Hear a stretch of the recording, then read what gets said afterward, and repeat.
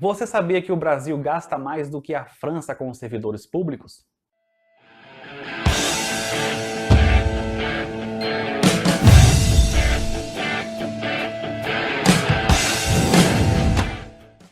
Tô gravando esse vídeo aqui na quinta-feira, mas ele só será postado no domingo. Tô no meio desse turbilhão envolvendo o Lula. Moro decretou a prisão do Lula depois da decisão da votação no STF ontem, e Lula deve se entregar amanhã até às 6 horas da tarde. Alguns dos inscritos desse canal devem estar esperando eu gravar sobre isso. Eu não vou fazer um vídeo especificamente sobre isso, porque eu não tenho muito o que acrescentar. A minha opinião é basicamente a opinião de vários brasileiros, né, de que isso não representa uma evolução para a nossa justiça, porque existe um partido que é protegido, que é o PSDB. Inclusive, a Carmen Lúcia, que deu o voto de Minerva ontem, ela foi a mesma que deu o voto de Minerva a favor do Aécio, para livrar a cara do Aécio ano passado. Então, eu não vejo evolução enquanto o PSDB for o partido protegidinho da galera. Então vamos falar sobre o futuro, né? O que é que o próximo presidente do Brasil vai enfrentar em outubro, a partir de janeiro, na verdade, quando vai começar o mandato. O próximo presidente eleito vai enfrentar uma realidade de crise econômica em que o nosso principal problema é o déficit orçamentário, que totalizou 124 bilhões ano passado, 2017. Existe um rombo orçamentário que você precisa resolver. O pessoal de esquerda gosta de recorrer à questão do aumento de impostos, né? Que existe muito espaço no Brasil para aumentar impostos. Isso não é verdade. Existe muito espaço para você mudar a carga, a estrutura tributária brasileira, né? Tirar imposto de pobre e botar mais imposto para rico pagar. Porque o Brasil tem uma carga tributária total de 36% sobre o PIB, é uma carga tributária elevada, que não é das maiores do mundo, né? Não chega aos 44% que Dinamarca, ali, Noruega chega, mais ou menos isso aí. Mas estamos entre as maiores cargas tributárias, pelo menos no ranking mundial. O último ranking que eu olhei, o Brasil estava em 15º lugar. Existe um limite de carga tributária que as economias suportam, sabe? Eu não sei, eu acho que ninguém sabe qual é o limite máximo que o Brasil, o teto que o Brasil suporta pagar de impostos. Porque, assim, o imposto, ele representa o ônus para a atividade produtiva da economia, né? Quanto mais impostos a sociedade paga, mais a atividade privada, né, a atividade empreendedora, enfim, ela vai sendo sufocada de modo geral. Então, assim, eu não posso colocar assim 50% de carga tributária, 60%, 70% de impostos sobre o PIB, porque vai chegar um momento que a atividade privada, a atividade empresarial vai parar e o PIB vai começar vai estagnar ou vai começar a retroceder o PIB do país. Então, carga tributária tem limite, tem um teto que cada país, né, de acordo com cada realidade, vai ter. Nós não sabemos qual é a do Brasil. O que nós sabemos é que o Brasil já tem uma carga tributária alta, então não temos assim tanto espaço para aumentar impostos, pelo menos no geral, como o pessoal de esquerda acha. E temos muito espaço para mudar a estrutura tributária. Ou seja, isso significa que temos que cortar gastos. Sim, temos que cortar. Primeiramente, eu vou colocar um gráfico para quebrar o mito de que o Brasil tem muitos servidores públicos, né, a nível de quantidade. Eu vou colocar esse gráfico que é da OCDE, é o ranking da OCDE, que é a Organização de Cooperação para o Desenvolvimento Econômico. É um grupo de países que pega os países desenvolvidos e alguns países emergentes. Eu peço que vocês coloquem pause para analisar direitinho o gráfico. O interessante é que é um dado proporcional, né, não é um número absoluto, é um número proporcional de a quantidade de servidores públicos em proporção ao número total de trabalhadores do país. E vejam que o Brasil está bem abaixo da média da OCDE.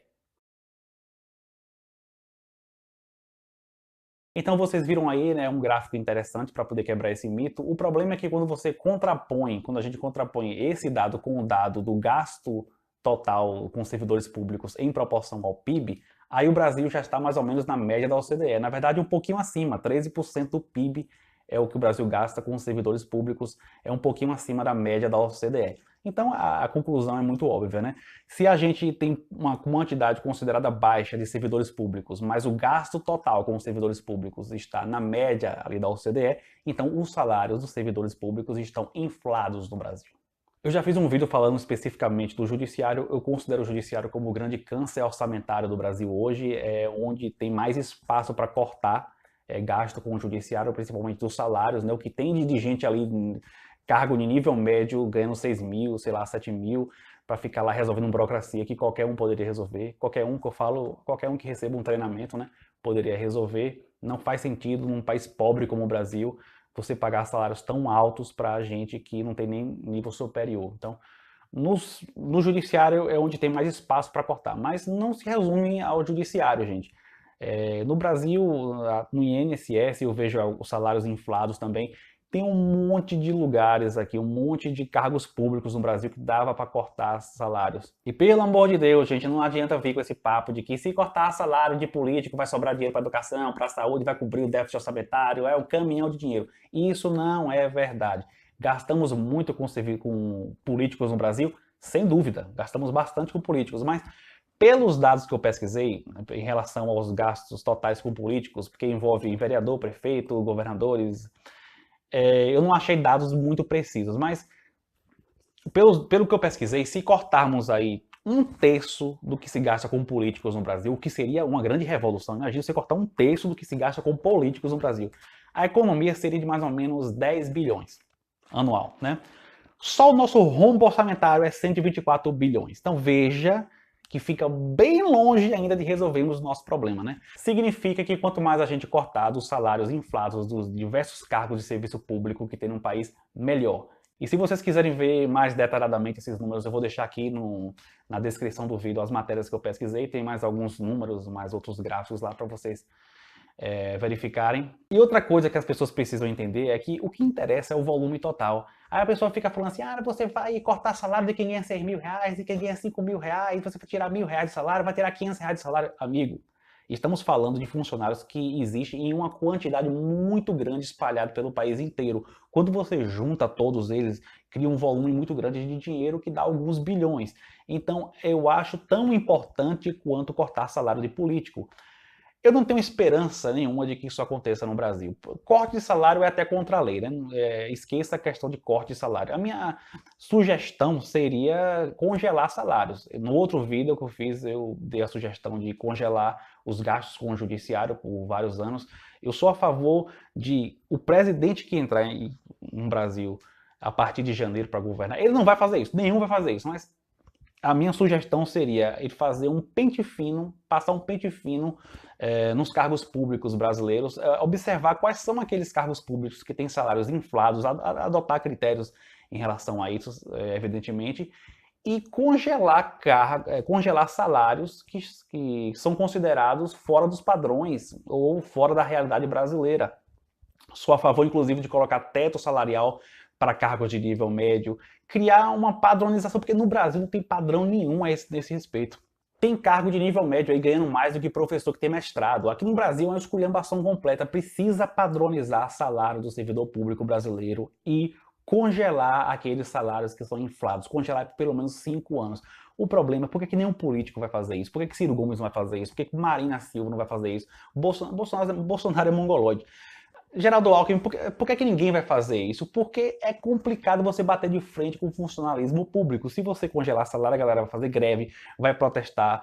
É uma pressão política muito grande que ninguém está afim de enfrentar. O problema é que quando um país fecha as suas contas anuais em déficit, significa que ele está emitindo títulos da dívida para pagar suas despesas primárias, está aumentando o seu volume total de dívida. E nós temos 2 anos em sequência, 2016 e 2017, com um pesado rombo orçamentário de 150 bilhões e ano passado 124 bilhões.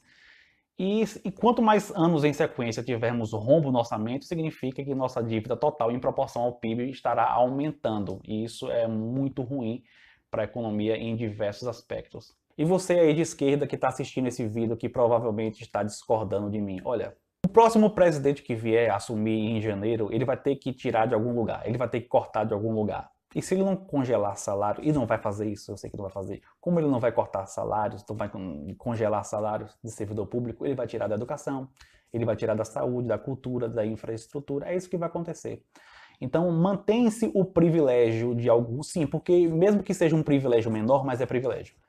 Mantém-se o privilégio de alguns para a parte mais essencial do orçamento ser perdida, né? E o pessoal de esquerda acaba, por tabela, apoiando esse tipo de coisa.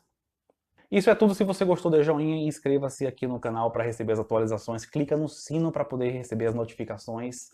Compartilha no WhatsApp, no Facebook, no Instagram, enfim, valeu.